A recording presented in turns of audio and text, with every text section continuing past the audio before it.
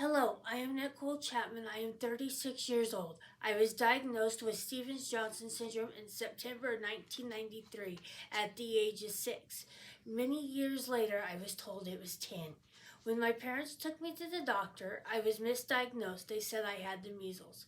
They told my parents to watch my temp and keep me on Tylenol for my fever. It was about 3 days later I woke up one morning and was unable to open my eyes due to the fact of being swollen shut. My body had blisters all over. My parents took me to the emergency room and they admitted me. I spent 2 days at the local hospital and then I was life flighted to a burn unit where I spent the next 21 days. The doctors had to surgically remove my top layer of skin due to the fact of being blistered. They then wrapped my body in pigskin for protection.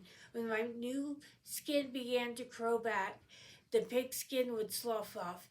This was painful due to the fact that the nerve endings was hit by air. They never figured out what caused my SJS. The doctors told my parents it was most likely a sulfur drug. Since coming down with the SJS tins, I have had numerous other problems, such as my fingernails. They do not grow correctly, and to this day, they still crack and split, sometimes becoming very painful. The treatments that the doctors have recommended have not helped for the nails. Around 1996, they put glass tubes in my tear ducts. I have had a lot of eye surgeries. I had the bottom eyelashes frozen due to the fact of eyelashes growing into the eyes. I am so lucky to have the same eye doctor that was called into the ER.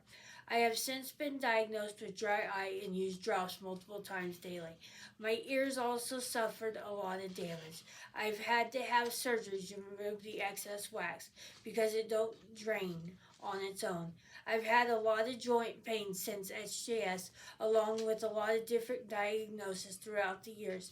No answer is what all has caused it other than the SJS probably contributed to it. Due to the lack of strength in my hands, my parents helped me brush my hair along with other everyday tasks. In 2012, I was diagnosed with tachycardia and put on medication. It was nothing for my heart to be from 115 to 150. I'm unable to eat a lot of foods, spicy, greasy, and other stuff. During one ER visit, a nurse who was young told us she was told in nursing school that she would never see anybody with SJS. March of 2016, on a Tuesday, I had a sore throat. Wednesday, it wasn't any better. I made an appointment with my doctor, but it was 5 days out. Thursday, the next day, it was getting worse, so I went to the ER. By this time, my face had a rash. There was blisters in my mouth, and I could hardly eat or swallow. After numerous tests, the ER doctor said it looked like SJS. He informed me he was going to consult with the doctor in Portland. He came back and said that doctor on the phone didn't think it was SJS. I was then admitted to the local hospital. While admitted, I was diagnosed with a ton of stuff, possible stuff, because they really didn't know what it was. But after following up with a dermatologist, they agreed that it was most likely another SJS. I had my prior SJS pictures with me. They kept sending nurses and doctors in just to view my prior pictures because they have never seen a case of SJS. I've also been diagnosed with asthma, and my asthma has become worse. I'm currently waiting to see a pulmonologist. It gets so bad I end up with bronchitis and pneumonia after asthma. My doctor thinks it may be related to my SJS. After another mystery that happens is I get a rash, usually on my face and my cheeks. It looks like a butterfly.